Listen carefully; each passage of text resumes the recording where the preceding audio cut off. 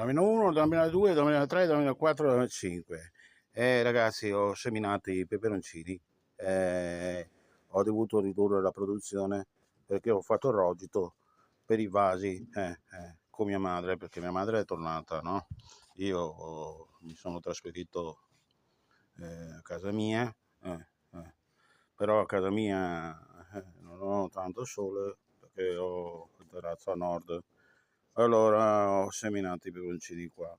Comunque dai, un pochettini e adesso vediamo.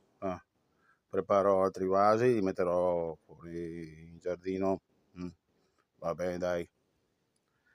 La produzione continua. Adesso è partita prima, quindi verranno fuori i mostriciattoli piccanti anche prima.